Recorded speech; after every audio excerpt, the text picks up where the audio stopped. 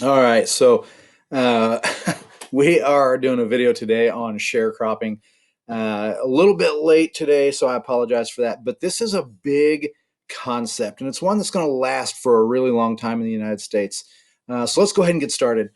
First of all, what we're going to find is that all these newly freed men, we call them freedmen, right? The former slaves, they are in desperate need, right? Slavery is over, but that means that they have to find their own source of income and figure out where their next meal is coming from and how they're going to find a place to live.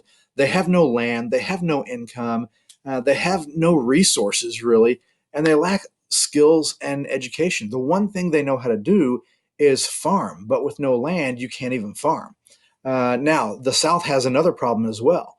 Landowners really lost their source of labor. So many of these plantation owners are very wealthy in terms of land, but that's not a liquid asset. So they, after years of war and not having good crops that they could sell on the international market, they lack the ability to pay wages. So they can't even grow cotton. They can't grow what they need in order to turn a profit because they have no labor and they have no money to pay labor. So everybody in the South is hurt by this post Civil War era. The solution that emerges is one known as sharecropping, and sharecropping very simply looks like it's a solution, right? It looks like it solves everybody's problems. Freedmen farm the land, right? They're going to farm the plantation owner's land. They don't get paid though, but they also don't have to pay rent, so they get to live on small plots of land, and they get to farm the land and earn an income. So it's good for, or at least in theory, right? It's good for these newly freed former slaves. Well, it has to be good for both, right? Because uh, otherwise, why would anybody do it, right? It has to work out for the landowners as well. So what we see is that when the crops are harvested, the freedmen then pay the landowner a percentage of the crops, or they sell the crops and they, pay a rent, so to speak, right? So they aren't owed anything until the harvest is until the crops are harvested, and then they get paid, right?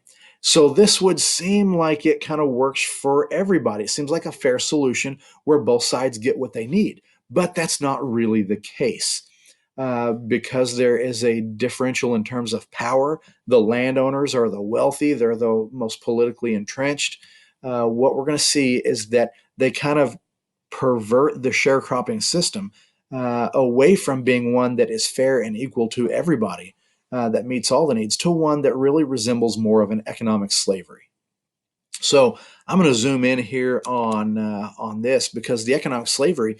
Now, by the way, this is not just poor newly freed slaves, but poor whites as well, right? That did not own their own land.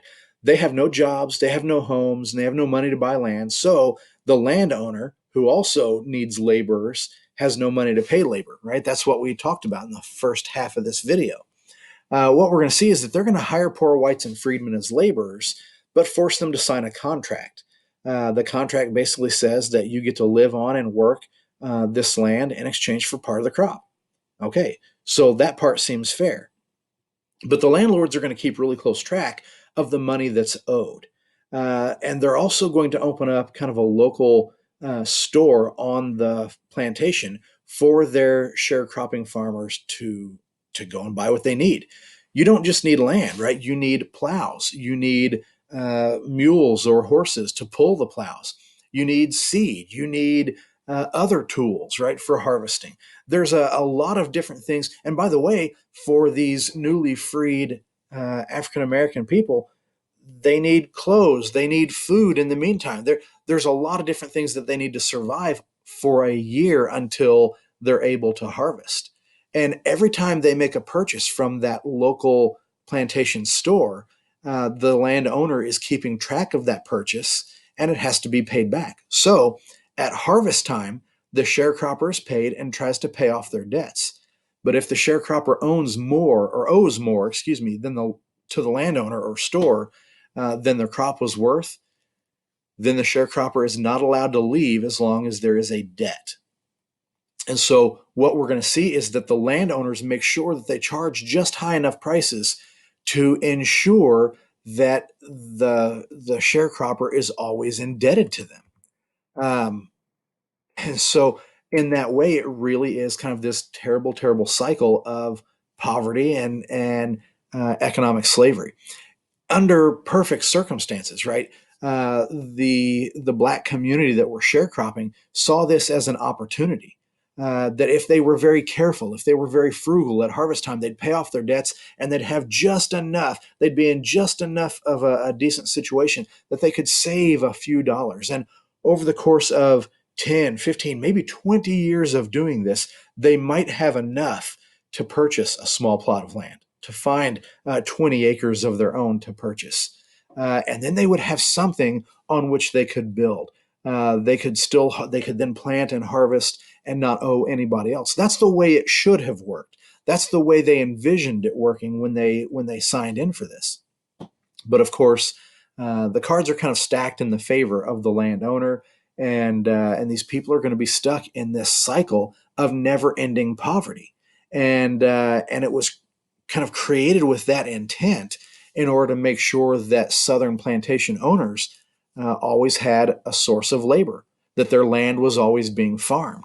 And so it's really a terrible situation for these freedmen to find themselves in, because while they may not be technically slaves, they are now still tied to that land. Sharecropping replaces slavery and traps them on the land, much as slaves had been. Now, they have maybe a few more rights, and we're starting to see a little bit more progressive situations, but by and large, they find themselves still laboring in much the same way. So, sharecropping, by the way, lasted for a very, very long time. My dad was born in the 50s, and as he grew up, he still knew people who were sharecroppers in poor rural southern Missouri. And so we're talking about this thing didn't end until the late 1950s, which means it's going to last for 90 years. That's 90 years. That's multi generational cyclical poverty. So anyway, really kind of an interesting situation that replaces slavery. Uh, in an ideal world, it would meet the needs of everybody involved, but really, it fills a need for the landowner and entraps those who are part of the sharecropping system. Anyway, guys, thanks for watching. Sorry I didn't have this posted earlier, but leave me any comments, leave me any questions. I'm happy to answer those. But otherwise, go ahead and subscribe and check out the other videos. Thanks, guys.